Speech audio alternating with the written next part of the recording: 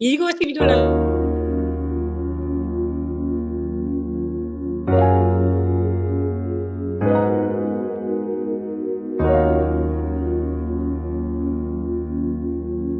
Brings with it. 30 hertz straight up.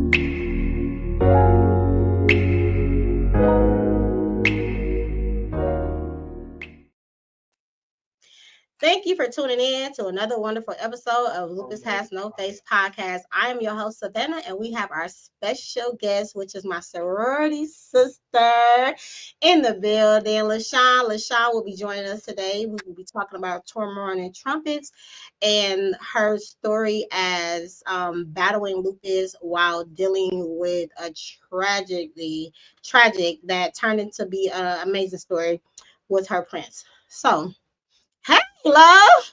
hi, sister. Hi, How are everybody. you? Um, How I'm you I'm doing doing? okay. You okay? Yeah, I'm What's good. today? A good day? Yeah, today was actually the best day ever. Oh, okay. Well, I want to say thank you so much for taking out the time of your busy day. I know you have a lot going on, being a warrior and a registered nurse, and also dealing with our prince. Yes. So, thank you for that. I would like to start off by saying or asking you, like, what is your story? Who is Lashawn? Who is Lashawn? Well, when I think of who is LaShawn, I think of someone that's upbeat, outgoing, that loves and pours into everybody. I love on everybody. Like I don't have no hate in my bone. Like when I see strangers, I ask them how they doing or are they okay. Like and I ask them like, who are you? You are seen, you are heard, you are somebody. So LaShawn is very caring, nurturing. I'm the go-to friend. And go ahead, baby. Yeah, I am. I'm a go-to friend. I'm like a mommy. I'm just like, oh, come to me, come talk to me. What's wrong? I want to help everybody with their needs while trying to deal with my own problems. But I tend to put everybody's needs before mine, if that makes sense. Yeah, I totally get that. Because you Yes. already doing that by Yeah. being a nurse mother. Yeah. I was doing it since I was little because I'm the oldest of nine. I have nine siblings. So I yeah. did not know that. Yeah. So like that's including. Well, I'm lying. So that's really 10 because I have one brother on the side with my mom, and I have a share brother on the side of my mom. Then the other ones is on my dad's side. But I'm the oldest, so altogether it's 10. But dad's side 9, my mom's side is 3 of us. Them dads always got the numbers up. They always got them Girl, dads always got the numbers up. My father, boy, it's a lot. yeah, 15. 15 years. Yeah. So you know. But I love the man to death. I love my mom to death. I wouldn't trade my parents for the world. So you know, it is what it is, and they made me who I am too. They showed me how to hustle and bustle. They showed me no wrong answer is a dumb answer, and they showed me it's okay to hurt and to be human and not to judge somebody. So my mom and dad taught me that, looking at their stories and their journeys. So Absolutely. Absolutely. So let's jump into it. When did you get diagnosed with lupus and what did that look like? Like, what did that look like? When did you get diagnosed with it? so it's a long story. Do you got time? We got time, baby. I always had. Well, to answer your question, I got diagnosed with lupus November 26th of 2019, like right before the pandemic hit. And I Oh got no. diagnosed because I got hit by a car. So yeah, I was coming from work, and my kids' daycare was telling me like they had to do like a Friendsgiving for I school for can't hear daycare. you. You can't hear me? Can you hear me? Uh-uh. Can you hear me now? Nope, I'm reading your lips. Oh wow. Let me see. I can hear. He can hear you. I just can't hear you. So it's something You on my end. yeah, because I can hear you. I So, can hear you.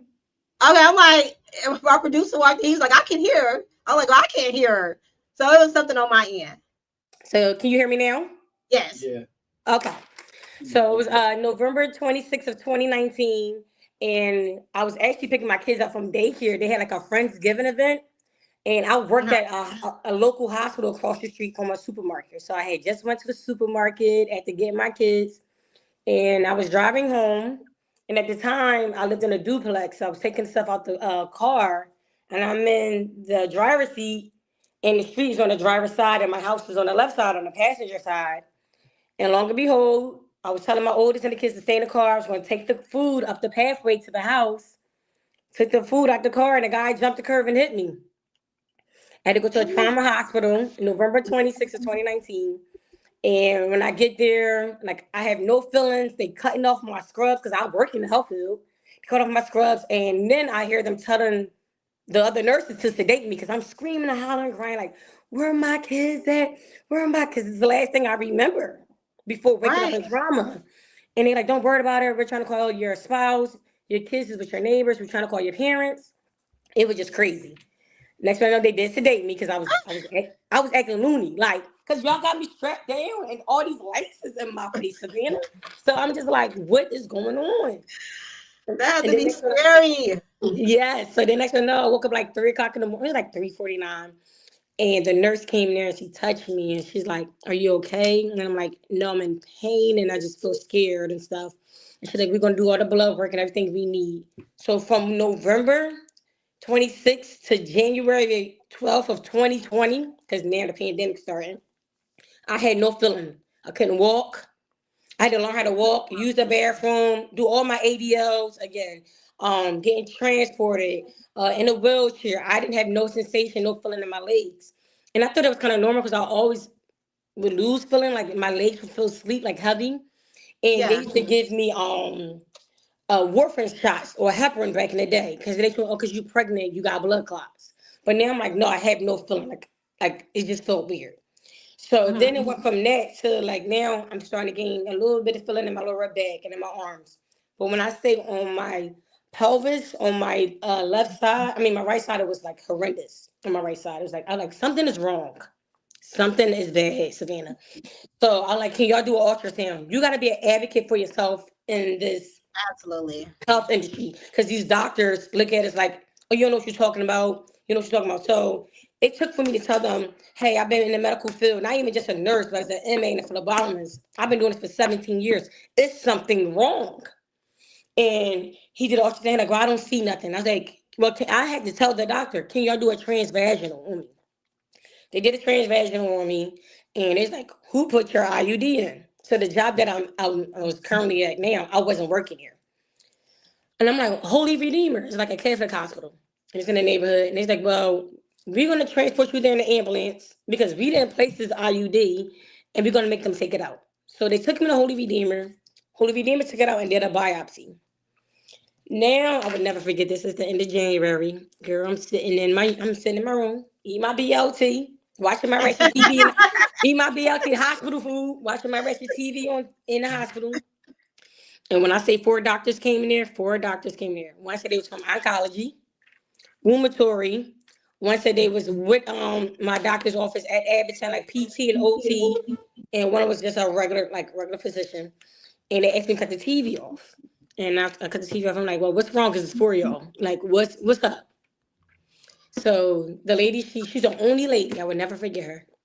She's like, my name is Penny Anderson. I work at Fox Chase Cancer Treatment Center. She's like, how you doing today? And I'm like, I was okay till I seen y'all. And then, Right. yeah, like I was good. But now I'm seeing four of y'all and y'all trying to cut the TV off.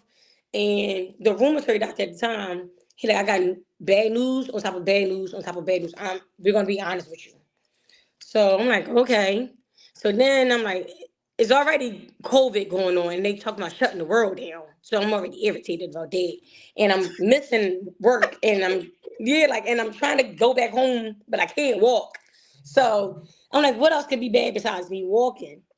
Right. The oncologist doctor looked at me, and she held my arm and my leg on my right side and sat on the edge of my bed, and was like, um, "You have cervical cancer, stage 1." I said, "What?" She's like, "You have cervical cancer, stage 1, and we Oh, wanted to do yes, yes." So I didn't just have lupus. I had a lot of stuff that hit me all at one time on that given day after I got hit wow. by a car. So she's like, "You have cervical cancer, stage 1." She's like, "We want to start your radiation. It's not bad enough to get chemo, but you definitely need radiation." She's like, "So why we want to stop it before it grows any farther." So I'm crying and crying and crying. She hold me. The other doctors is like stuck because they men and they don't know what to say. So she's like, it's okay. She hold me, she consoling me. So I wipe my tears. And that's like, well, let's get this radiation going. Like, let's get this treatment going. And then a rheumatoid doctor came. And he's like, my name Bryce. And I'm like, hi. He's like, I'm with rheumatoid here at Abbottson. I'm like, how you doing? He's like, well, we're gonna hold the radiation. And I'm like, why? And he's like, because do you have autoimmune disease in your family?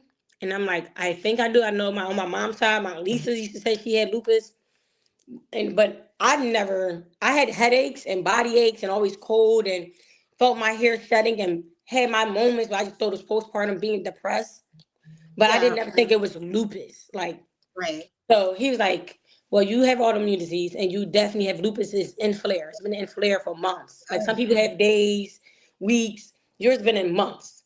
And then when he said it, it made sense because right before the car accident, our body is telling us something is wrong, but we be ignoring it, especially as women, especially as moms. Because I used to be like, oh, I'm sleeping a lot. And I'm like, oh, my menstrual coming on. Or like I just said, I'm anemic. I'm always cold. I be fatigued and I'm working 12-hour shifts. Then I'm falling asleep. And then I've been having migraines since I was 5. I was diagnosed with migraines at 5. My kids get migraines. We all take medication for headaches. They're mm, from my daughter, she's 4, to my 7, 10, and my 12. We all take medication for headaches. So having headaches and being like that, it was a norm for me. But I never thought it was lupus. So when he right. started, he was like, yeah, it's bad. He's like, did you ever get rashes? I'm like, I remember months ago that I had a butterfly rash.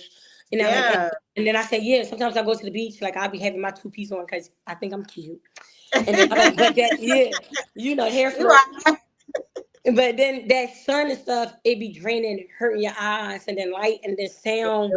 People don't understand it. And my friends and my cousins like, oh, you born, or they be like, oh, you're a hypochondriac. Like they think your feelings and what you telling about your body is too much because they're not living or walking in your shoes, and it's not a norm for them. So it got to the point I stopped telling people what was wrong with me because I felt like they was taking me as a joke, and I didn't ever want to be a Debbie Downer. So I would like gouge myself with Excedrin or Tylenol or Bear aspirin, and I try to be a happy camper, but I wasn't happy because I wasn't living my true self. So that was Right. that. So then after he told me I had lupus, I'm like, this can't get no worse. I can't walk. I got hit by a car. I got cervical cancer. Y'all don't want to start radiation. I got lupus. And then a hematology doctor came and was like, and you have blood clots. And it wasn't because of your pregnancy. We are going to start you on Lovenox. And then, like, I work in the health field. So I'm like, why Lovenox? I got to give myself injections. He said, yeah. He said, we doing that because, and then the Penny Anderson stopped him. Like, she stopped him. She did like this. And I'm like, what's going on? Like, now I got blood clots. I got to take blood thinners. I got to get radiation. Like, what's up? She like, do you have kids? I said, I have 3 boys. She like, was you planning on having any more kids? I said, no, that's why I had the IUD. And I had the IUD placed for 5 years. Like, I wasn't planning on having no more kids. I was okay with being a boy mom. She's like, as a woman to woman, I wouldn't be the one to tell you this. We're really holding your radiation off.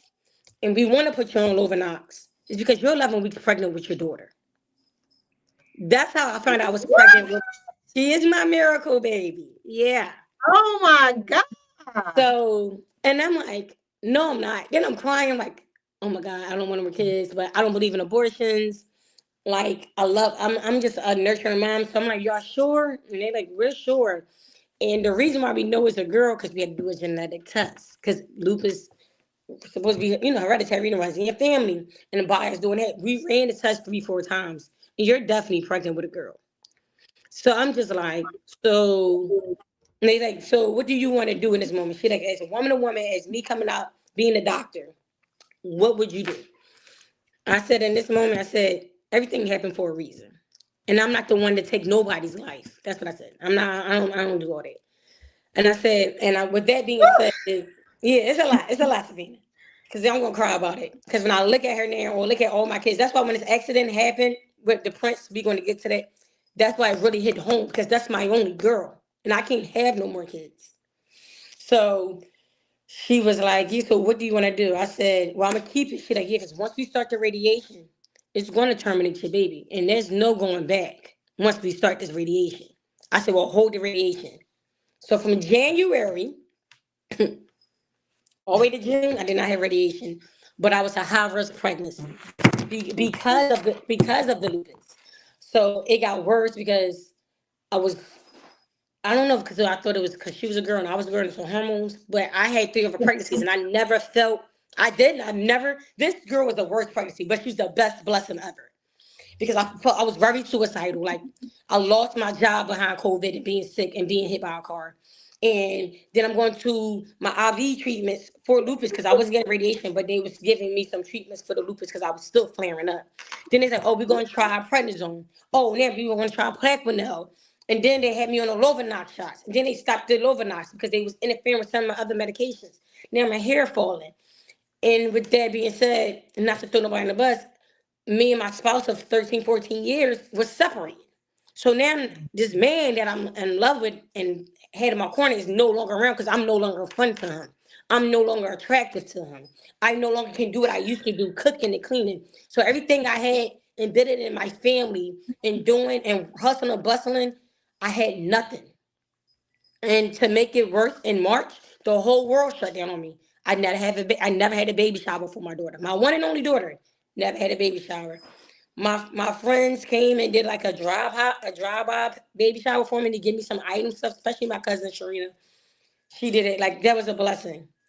And then when June came, June 5th, I had my baby. But the lupus got worse. The lupus was um how can I say, I was having like brain fog and stuff. I wasn't remembering things. I didn't really want to pick up my daughter from time to time. And it was just like, okay, so I told because I have a therapist. I told my therapist, is like, you would think I'll be excited because this is my only girl. And like, you want to love her, born her and da da da da. But I just like, I just wasn't happy. I wasn't happy. I wasn't happy. I wasn't happy.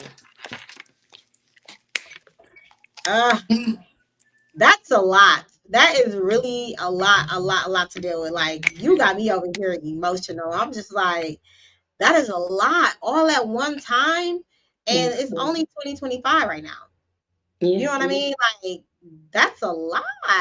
You are the first person I ever known to have all that at once. So I love when I do these type of interviews because it just gives people hope and understanding and strength to know, like, if they see you now today versus what your story is from the past, like, she did this, she went through this, and she's like this, it gives people hope. So, like, I really, really, truly thank you for even sharing that. Like, that's a lot, and I know it's so much more that goes into that. So I'm glad that, you decided to have the miracle baby. She's so beautiful too. Thank you. Such a diva. She is. I be looking at your photos like she just dialing her up with her lips and purse and all types of stuff. She is so beautiful. Like, she does have a lot of, like, she looks a lot like you too. So Thank you so much. it's a lot. It's a lot. How do you feel like just sharing that part right there? Like, how did that feel? Like, do that open up, Yeah, old it wounds? open up old wounds, but it let me know like I'm one of God favorites. And I didn't at the time. Then I was 32 when I got pregnant with her. I'd be 37 this year. So looking at it then, you never want to question your faith. You never want to question God. But when all that happened, I'd be like, why me? Why me? Why me? especially when I was in that traumatic time of being depressed. And I felt like in that moment, God had a one-on-one with me. Like, you're one of my chosen ones. And I chose you because your story is a testimony. And you pour into people and you love people. If you don't love yourself, no one is going to take you serious and love you. No one can love you the way you love you. And I felt like he was telling me, like, I need you here to pour into people, to let people know it's okay to hurt, to let people know it's okay to speak up and be an advocate. It's okay to be a mom. It's okay to say, I'm not right today. I don't feel well. I need help. And I'm the type of person, I don't ask for help.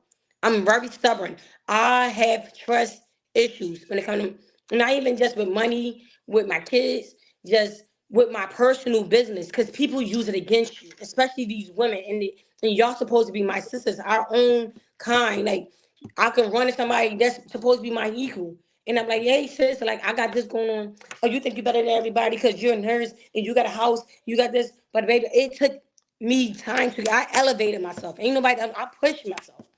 Like, you just hear me out, start trying to judge me and get to know me. You could do the same thing. And that's a problem for me because when they see us, they see beauty. But I have a illness, like I'm dealing with every day. Some days I don't want to get out of bed. It's some days I don't want to feed my kids, to be honest, but I gotta do it. It's just like some days I'm calling out to work today, and I'll sit in the bed and I'll just crying, but like I just hate it here. But then I just like, oh, don't ever say that because it's people that got it worse than you, and you witnessed it. Because when I did start going to radiation, right after I had my daughter in June, I sat in a cancer treatment in oncology and watched these women bald with no brows, with no hair, and they had like weeks on hospice to live. And I only had stage one. So, and I had a woman, I would never forget her name. Her name was Rebecca. She had breast cancer. And she just looked at me and told me, count my blessings and love my babies. That's exactly what she said. And then literally, I lied to you not, Savannah, she died 4 days later. God rest her soul. Whew. So like when That I is do, yeah. So when I do advocacy stuff, like when we doing these platforms, or when I go to the Women and Children's Shelter and the Judy Center, or even by me doing bedside care, and people sitting there looking sad, I tell these people, and they should be strangers, I'm like, I love you. And like, people like, how you just tell a stranger to love them? Because somebody probably didn't tell them that they loved them today. And I want them to know somebody loved them. So I'm telling you, I love you. Savannah, I love you. Like, I love you too, babe. I love you too. I love you too. Like, we do got a bond that is unbreakable. You are my gamma sister, but you are so much more than that. And to hear this actually for the first time, it's just like, oh my God, you know what I mean? So to yeah. have those old wounds open or those triggers and, study pouring into people. And then I heard you say like your friends didn't believe you. And it's so sad that you have to look like what you're going through in order for somebody to sympathize with you or to believe you or to help you. And now today, because I went through the same thing, I just look at it like those are not your people. Your people will not neglect you. Your people will not say you're lying. Your people will not make you feel bad, and you are the one that's going through this illness. They will Mhm. make accommodations for you. You understand what I'm saying? So sometimes who we love so much and we think they are people because they are day ones or we done been through so much with them, they season is up. And we gotta surround ourselves with the people that truly actually love us with understanding, because if people actually really truly care about us, they will be in tune and they will start doing their own research on try to understand what it is for a lupus warrior, and how they day-to-day is, even though everybody is different, but they will have those type of understandings. Like sometimes we can't articulate that ourselves. Mhm. Sometimes we can't put it into words. Sometimes we don't want to say because it may be a mind thing, but even though it's not a mind thing, but y'all make it us feel like it's a mind thing because y'all don't believe us, because we put energy into ourselves to look beautiful so we can feel beautiful. So I hope that you got other people around you. I know that you got other people around you, because the other story that we about to bring up is going to show how much love people have for you and how they was taking care of you and your family. So keep doing what you're doing, because you are a testimony. Like that's so beautiful. Like you will give somebody hope. Somebody's gonna watch this and they're gonna be like, what? You're gonna give somebody hope. Like even if it's one person that you change their mindset of life and living, like somebody's gonna look at you and be like, because they're gonna look at you, they're gonna find your page and they're gonna see how you live and how you dress and how you coping with life, knowing that you went through all the ugly and now you just about a blossoming butterfly. So So That's sweet. so dope. Yeah. That's so dope. Yeah. You good? You good? You need a moment? No, I don't need no moment, baby. I'm Okay, okay. good. I just want to make sure. I just want to make sure my baby's together. I just want to make sure it's together. We got a couple of comments. You want to read them off? I normally let my guests read them off. You want to read them off? I can't even see him. Let me see. Can't see them. No. Okay. Say, wow, you're definitely a warrior. Oh, thank you. Trisha, hey sister, my gosh, she is a testimony. She definitely is a testimony. Thank you. He's not done with you yet. Sorry about Thank, that. He's not done with you yet, Queen.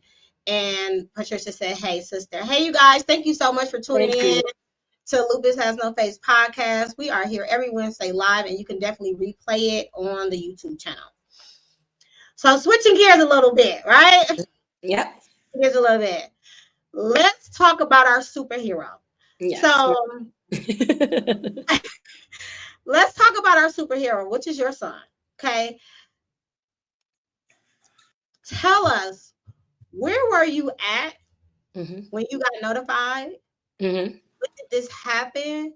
And how did you feel? Let's start off with that. Okay. So, funny story.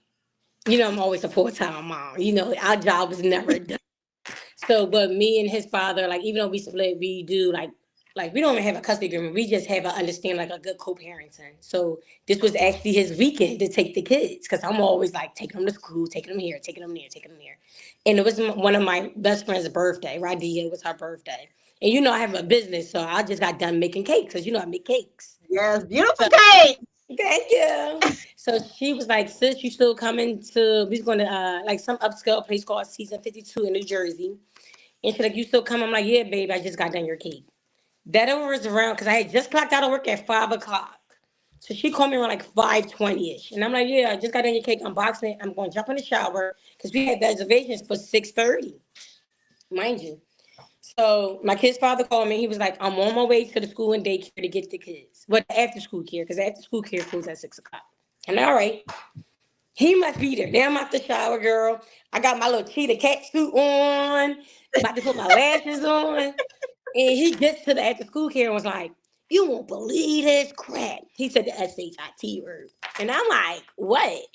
He like, hot Dunkin' Donuts, they ain't got no donuts. So I'm like, we on FaceTime. And I'm like, boy, I don't know. Like, take them somewhere else. Like, and I'm trying to get cute for my girlfriend party.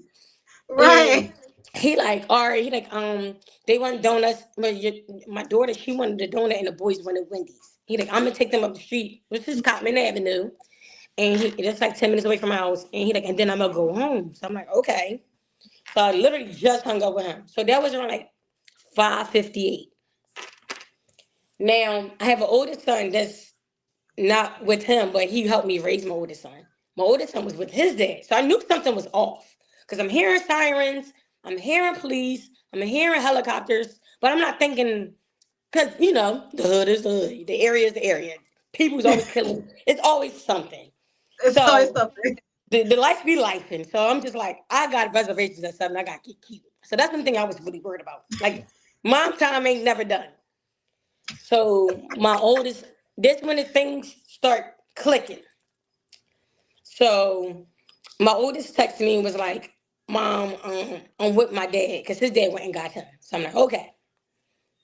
Mind you, my girlfriend called me back again, her birthday. 6 o'clock, she getting her face done. She said, what you doing? I said, I'm about to grab my keys. I'm on my way out the door. It's 6 o'clock on the dot. And I'm about to walk out the door. She's like, okay. By this time, my baby father called me back to got my 3 kids with superhero. But I'm thinking he playing. He called me and was like, all I heard was playing in the car. A plane just hit my car. And I'm like, what?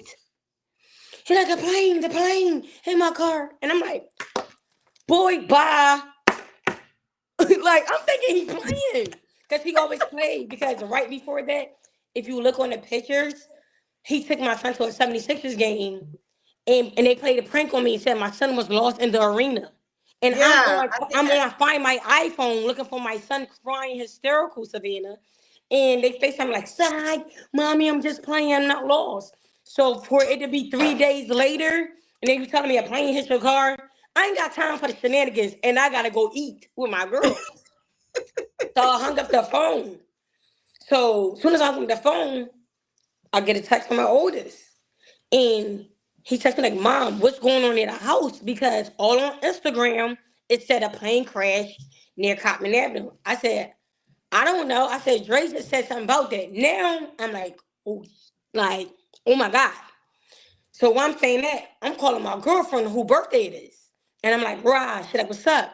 I'm like, I gotta call my baby daddy because he just called me on some type time, like a plane just hit his car, and my oldest confirmed it. She's still finishing up getting her hair and face done. She's like, yeah, girl, I just heard it on the news. So I'm like, wait, what? So while I'm talking to her, the call interject because he's FaceTiming me now. And you see my son like in and out of like this, like out of it, like in and out of it. You see this thing hanging on his head. It's like a half a piece of a boomerang just hanging out his head on his right side at the top of his skull. And he is not coherent. Like he's saying stuff, he's like in and out of it. He like this.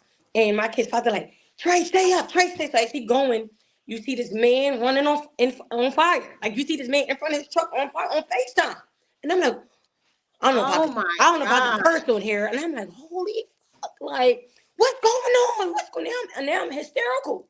And I hear my two kids crying like, Andre, stay up, Andre. And he like, stay up, Trey. And I'm like, oh my God, where you at? Like, where you at? He couldn't even tell me like exactly where he was at near Compton, that he was at. Only thing he kept saying was Dunkin' Donuts. The call got interjected. So now I'm trying to call back. But I've learned and discovered within that time frame that the call got ejected. My 7-year-old called 911. He took his dad's phone and called the cops. So my 7-year-old Cameron is a hero too. He called the cops for Andre.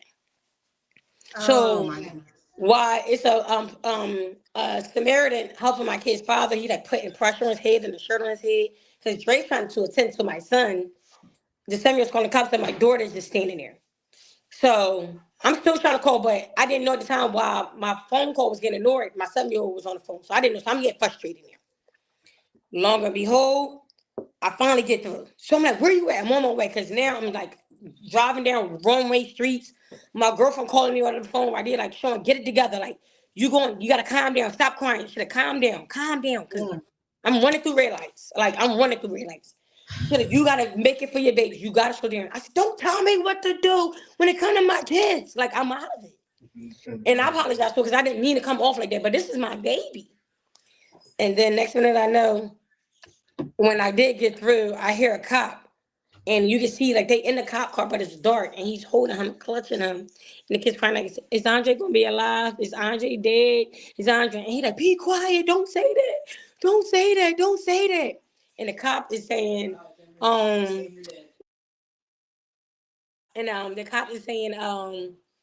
that he's taking him to Jefferson Hospital. And then after that, that's when I said, well, it's because towards you know how hospitals and integrate with each other and they start owning. Yeah. So I'm like, it's plenty of Jefferson Hospital. So what hospital? And he like Torresdale in the farther, because I live in the Northeast, like in a suburban kind of townhouse area, but it's like way up, like way up. So I'm like, why y'all can't take them nowhere else? He said, this is the only trauma hospital that's close by that's near here. So he took them there. And my kid's father and the cops and my kids was probably there like a good 7 minutes before me, Savannah. Because when I get in there, I double park my car in the ER department. I walk in, immediately people knew who I was right away. As soon as I got there, I said, I'm looking for my son. He was in the with the plane debris. Her name was Vanessa. I would never forget her. She grabs my arm and drags me all the way to the OR side. All the way down the hall. I was like, come with me, Mom. Come with me. So I'm like, what's going on? When I get there, it's her and two doctors. Dr. Yasin, thank you, and Dr. Hall. So Dr. Yasin was the head surgeon, and Dr. Hall is an anesthesiologist. And they looked at me, and they came and gave me a paper and was like, sign. This is the paper. And I'm like, what am I signing? And then they like, we need your consent. Of course, me being helpful, I know you need my consent to work on my child. He said, this is not a children's hospital. I said, I know this. I said, well, take my son to children's hospital. Mom, he's not gonna make it. We gonna be honest. He's on our bed bleeding. He's 80%. His head was swollen. He's gonna die. Like he's gonna die. Like they just straight flat out just said it. So I start crying. Next thing I know, my kid's father's like this. The nurse like, should we call Cole? Like that's how bad it was. They trying to call Cole to him because they thought he was about to faint. Because he slid to the floor and just started clutching his head like this. And then my two other babies ran to me. And then next thing I know, I just signed. And they said, he's not going to make it and he might be paralyzed. And that was the last. And I let them work on my son from like 7 o'clock to like 10:30, 11. So we just sitting there and waiting. Like family came. It was a lot. It was a lot. It was hell that day, but it was a lot that day. Oh my God, the tragedy from Philly and the plane crash. That is something. I'm gonna let you take a moment. While you take a moment, I'm gonna play a little clip if you don't mind. Mm-hmm. Tweeted out about the plane crash in Philadelphia, the young fan. What did you think of that story? It's an incredible story. He's a hero. He's a hero. Shout out to his parents. You know, they raised a hero. And like I said, when we get back, I'm gonna try to go see him. You know, I hope he's feeling better. You know, and it means a lot to the city. You know, something that magnitude happening, and he's worried about the football game.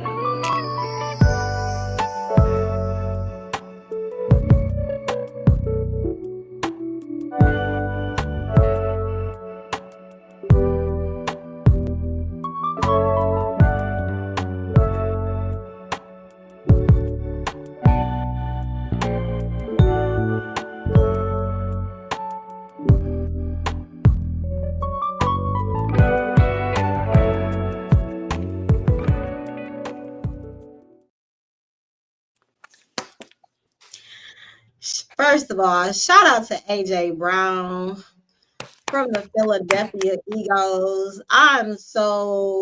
The fact that he took it upon himself to do something that I never heard of anyone from the NFL intervening to a family so quickly, and the comfort that he gave and the statement that he gave and the uplifts, like shout out to him. He's an amazing person, amazing human being to do that. And it wasn't just a one time, it was more than one time. So I know within that tragedy, he made your son dream come true, and it's just a life. I'm sure that helped him heal very, very fast. Like I'm sure of that.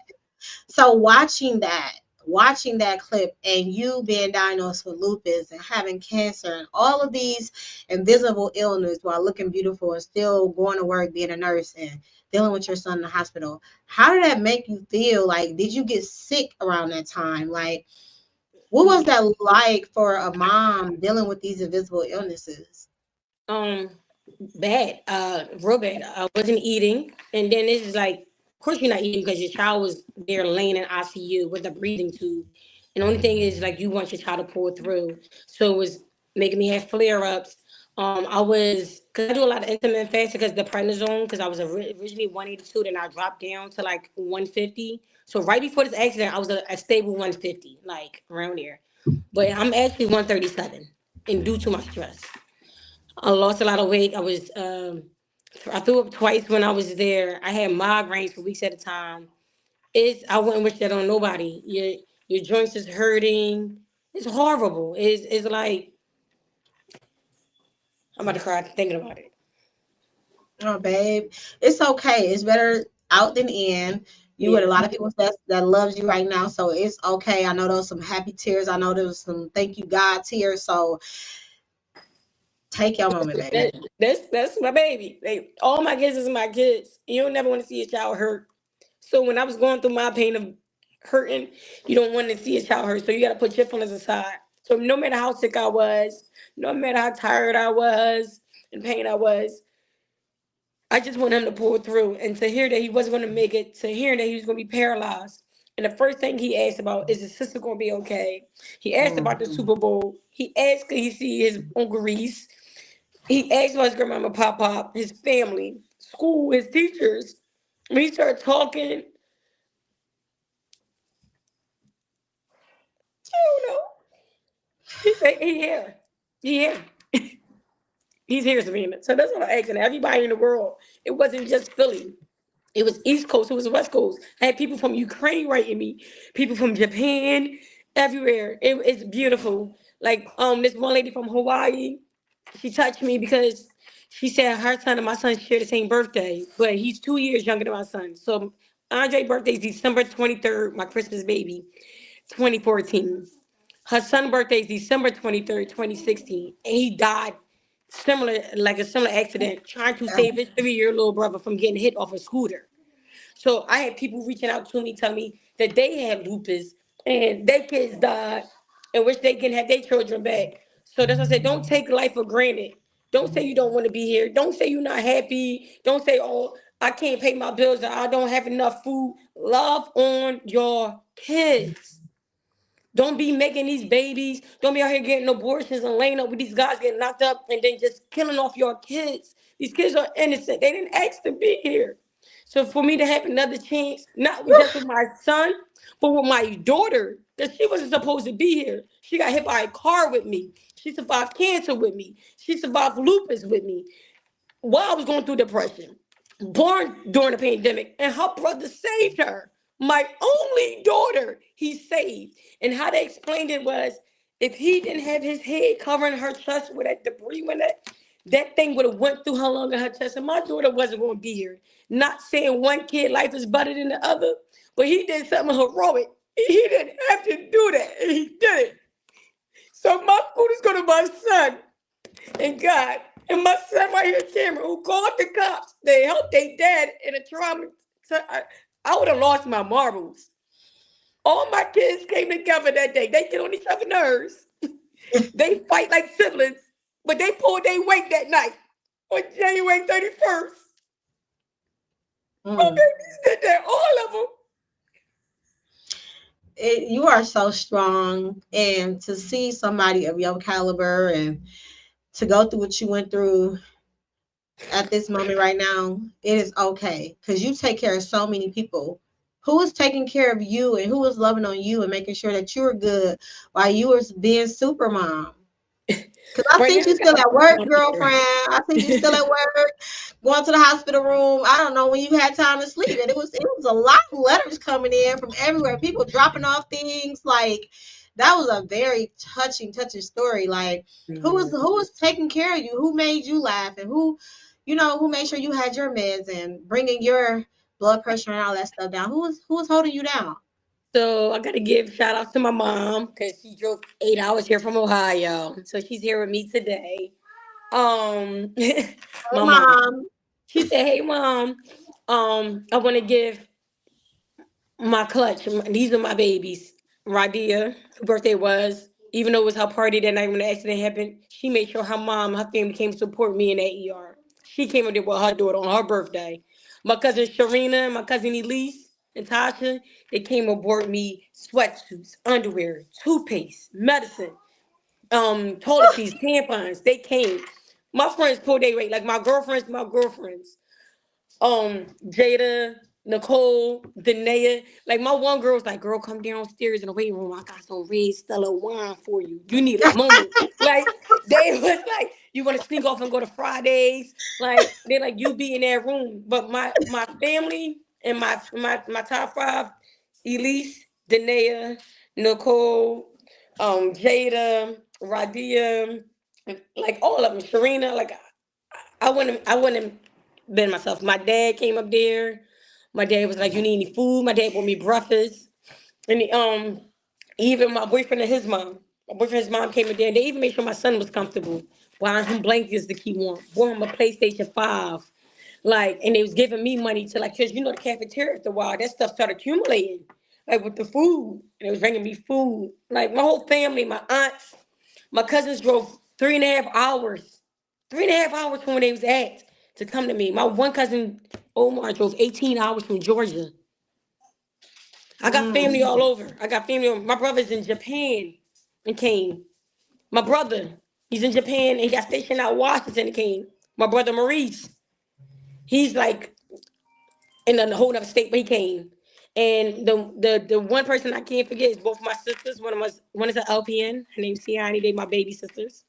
And my sister Shayla. She took a week off of work and she got her own son and came up here for a week and held my house down. Not just with my mom and my blended family, because my son's stepmom came here and cleaned my house too. My ex-wife came to my house with my son and cleaned my house and washed my dishes. Oh, that's what I'm talking about. A village? A village. When I say I got Oh people my behind me, God. I got people behind me. I always tell people to count your blessings because you never be ignorant to nobody. Nobody. Absolutely. I had people pouring into me, sending me food, checks, clothes, like you said, the school, everybody, the principal, the CEO, the daycare, people from nursing homes, jails, the ATF, the bomb squad, Tyrese Maxey. I mean, not just AJ Brown. Tyrese Maxey was the first person who came to see my son. The first person off of 76ers. Then it was the Eagles cheerleaders, because they brought me all the stuff from Saquon Barkley. Mhm. Then it was AJ Brown. Then it was 5 UFC fighters that came to see my son. The mayor, Sherelle Parker from Philadelphia, came to see me. Joseph Perazio, he's the state senate. My son is going to get the key to Pennsylvania. We got to go out Harrisburg. He's giving my son this. Mm. So he came to see me.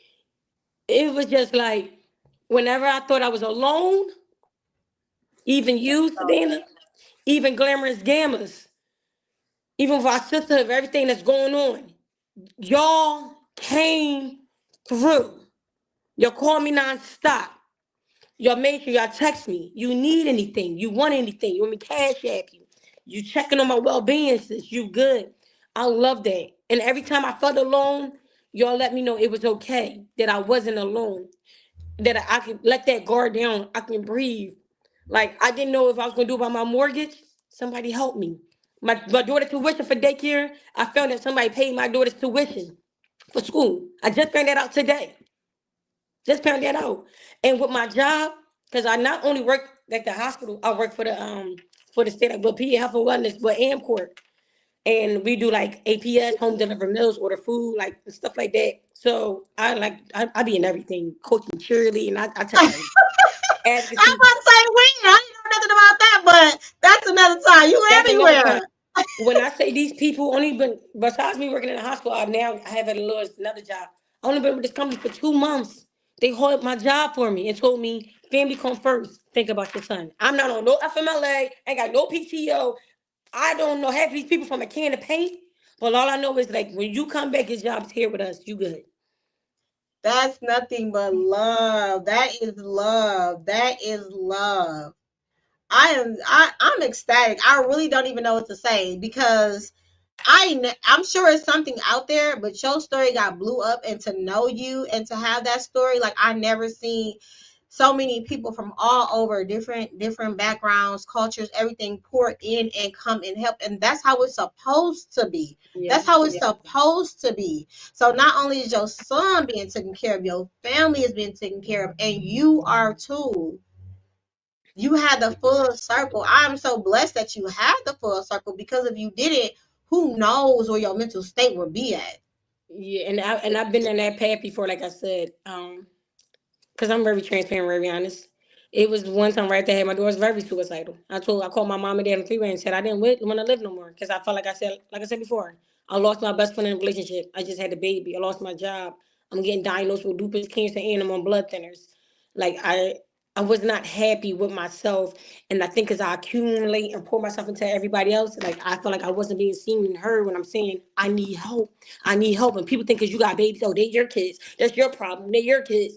But I'm telling y'all that I need your help. So in that moment, in that bathroom, I didn't want to live no more. If I'm being very honest, and it's to the world. And it took for What me, stopped you? What kept you from? you know what happened? What I was in the happened? bathroom, and I'm like, I hate this. I hate picking kids up from school and doing homework and cooking dinner and washing clothes. And I sat there and I drowned in all these socks.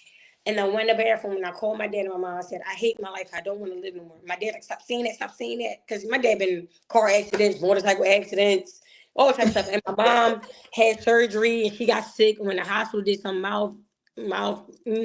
some foul stuff, some foul play, right? So my mom even almost lost her life. And they're like, life is too short. My kids knocked on the bathroom door. Mommy, what you doing? Mommy, what's wrong? Mommy, why you in the bathroom? I was in there for more than half an hour. And my oldest says to me, at the time he was 10, You want to come play with me because you seem bored and we love you. Mm. I'm like, wow. I remember I opened the bathroom door and I said, I love you too. He next said, you gonna come out? And I'm like, why you want me to come out? He said, because you're my best friend. And my daughter is sitting in her swing, just looking at me with her bottle. And I'm like, I really didn't want to be here, but I got 4 kids depending on me. Like, I really thought my life was that bad that I didn't want to be here anymore. But I realized it wasn't just about me. It was about them, and they give me life. If I'm going to be honest, if I didn't have no kids, I wouldn't have no purpose. I wouldn't have this drive. I wouldn't have this hustle. All I know how to do is hustle for the sake of them. Anything I touch, when I talk to people, when I advocate to kids and teenagers at the youth group, when I go to the shelters and do coat drives and toy drives, when I'm doing my cheerleading thing, when I'm talking to the lupus community, I always tell them, like, you are your best person when you want something, when you're determined. You got to put your back for it. But if you don't want it, nobody going to give it to you. Absolutely. You got to love yourself first. You got to love you. You got to fall in love with you. You got to love all of your flaws. You got your flaws is who makes you, what makes you different from the world. That is, your flaws are really your sunshine. You understand what I'm saying? So, like, once you love you, nobody can break that. Like, yep, sis, and the thing that it's glad that you said that, because I think people like, oh, I've been at the bottom, I've been in the bottom, I lost a job, I got my car robbed, I've been shot at, or I got beat on. I'm not taking nobody's story from nobody, but you haven't been to the bottom until you've been to the bottom, and you know you've been to the bottom, because as you sit in the bottom and you don't want to be here no more, and God pick you up and elevate you and let you know, like, I need you from this point on. I need you to guide yourself and guide these people. You can't go back down. What you say about me, how you feel about me, what you gotta do, it's just like, it is what it is. Because now I feel invincible because I've been there, and I know how to feel at my lowest. yes. You know how much strength that takes, or even to get there. Being successful, having a hustle, being that invisible, that takes courage, that takes strength, that takes failures, it takes a lot to get there. It takes a lot to get there, and the more successful you are, the higher you reach, the more elevation you become. It's going to be hard, but it's meant for you, because, like God said, So I live by 3 things, sis, and I pour into my kids, and I think that's why my kids, the way they are, always say motivation is key. That's why, because these are my affirmations to myself when I feel at my lowest. Motivation is key. You cannot change what you cannot control. Absolutely. I would say that. And pour into people no matter what they done to you, because you don't never want to lose your blessings over what somebody else's stupidity did. Just because somebody hurt you or done you wrong, everybody's not like that. And don't look as, oh, I did a favor for you, gotta do a favor for me. When you do a good deed, do it out the kindness of your heart. Do because you really intentionally love people. So that's why I think all this love that I'm getting back that I wasn't expecting, because God knew, and the community know, and the world know, like, I would give you my last. You ain't never got to question my loyalty. You ain't never got to question, because I'm going to show up for you.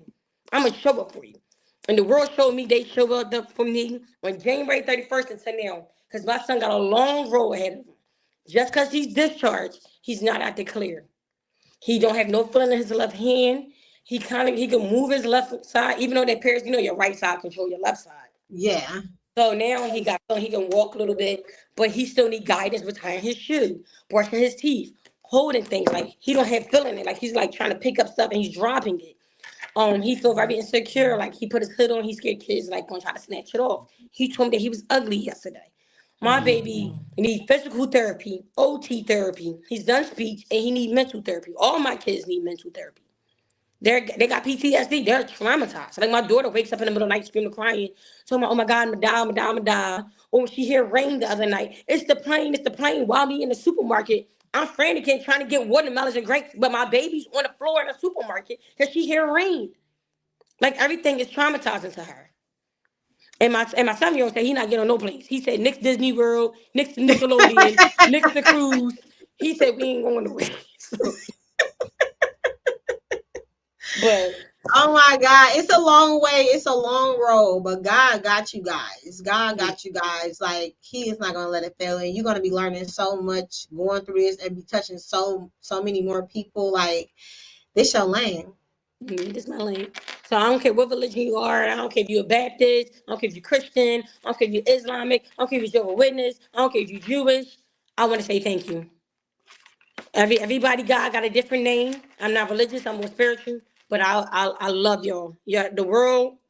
This podcast right here, sis, that you're doing, it gave me the time to express myself, and I haven't. I was closed mouth for 38 days, quiet, like with the media, lawyers, social media.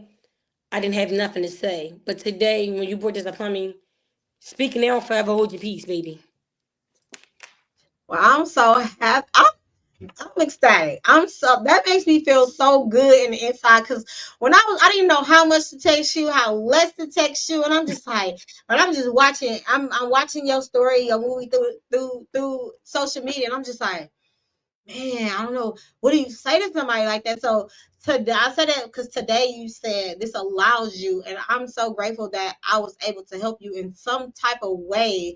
And being heard and being loud and speaking is a beautiful thing. So thank you. You're welcome. Thank you for saying that. You're welcome. Yeah, because even the news stations, I beat the news stations. Because as soon as I got can we interview you? Can we interview your son? And I said, give him some time. But me and Dad right now, because we wasn't gonna really do a lot of interviews, because the whole like a lawsuit is going on, so like certain things we can't say. But you, sis, you not just like my gamma sister, like you my sister. Like, and when you ask me, I said, if I do anything, it's gonna be on your platform first. If I'm gonna tell any doctor thank you, it's gonna be your platform first. Yes, baby. We here, we locked in. We locked in. So anytime you ever need me, anytime you need anything from me, no matter what I'm going through, I'm still human. You're human. If you need me, I got you, Savannah. That's it. Same here. Same here. Oh my God. Same here. I just wish we had more time. I'm definitely gonna bring you back on here. But before we go, where are you at now? What's up and coming? What do the future look like? So right now I'm home, and it's weird because I want to go back to work, but I'm not trying to rush back to work because my son is my priority. But in the long run, what I want to do is start a youth group, because I kind of want to adopt kids. Even though I got my own kids, I want to adopt kids when my kids are in college. I want to love on babies. I actually told Chop Hospital I will be going down to the NICU, because there was a lot of kids that didn't have parents and support, and I want to hold them. I want to take stuff to the children's hospital, and then I want to go back to my lupus community, and like people like this that's in the hospital that have an illness. I want to sit down and talk to them and be a support person for them. So if they're in the hospital and they're crying, they need help. Hey, I can go get your medicine here, right here. Hey, do you need any food? So this is my next thing that I want to do. God got so much in store for you. This is a new beginning, and the light is really actually shining. Like, it is really, really actually shining. Tell them where they can find you at, if they want to order some cakes, or if they want to send you some letters, or continue to love on them. Give them your social media, your tags. We're gonna drop them too in the chat as well. Okay, so on Instagram, I am all my kids' name, Lala, Sayon, Trey, Cameron, and Yura. That's how you find me on Instagram. Or you can just put Lala Hamiel, I'll pop up. And on Facebook, I'm Lala Hamiel. On Thread, I'm Lala Hamiel. So this is very simple. Like, I'm very simple. It's just my kid's name. We will drop in the chat. My cake page is Miss Cupcake Boss Lala. That's how you get it. If you want any cakes, I'm real weird, because people are weird and people be trying to like set me up and like trying to get my cake. So if you ain't really friend of a family, or like I know you, I really want to do cake for you, I'll let you talk in that money. Yeah. And I don't do any I don't do small cakes. So you either get like 24 or 48 cakes that's $50 or under. Anything over $50, you have to get a cake. I don't do small stuff, because it's not bringing me no money, and I don't have the time, because I do cheerleading, and my daughter gymnastics, my son in basketball, one son in track, one son in football. So I am a busy mom. So yeah. And then we do this gamma thing. We do this gamma stuff, and then we doing our walks, and like you just mentioned DC. So yeah. Yes, I'm hoping to see our sorority sisters and you included in Washington this upcoming May for the Lupus Summit as well. Her cakes are so beautiful. I haven't had the chance to taste them, but I'm sure they look good. I'm sure they taste good. Okay, don't threaten me with a good time. Don't threaten me with a good time. I I got you, love sis. your spirit. Please keep that up. Thank you again so much for tuning in to Lupus Has No Face podcast. I love you. That's all I can say. I love you. Keep it up. And when you are feeling alone or in a dark space, just remember, like, you got somebody, whether it's me or anybody, to reach out to. We definitely will be here. We will be here for you now, then seeing you on the dark side later. So that's not an option anymore, ever. Okay? That's not an option ever. Mm-hmm. So we will be responding back to your comments. Thank you so much for tuning in to Lupus Has No Face every Wednesday at 6:30 on all platforms.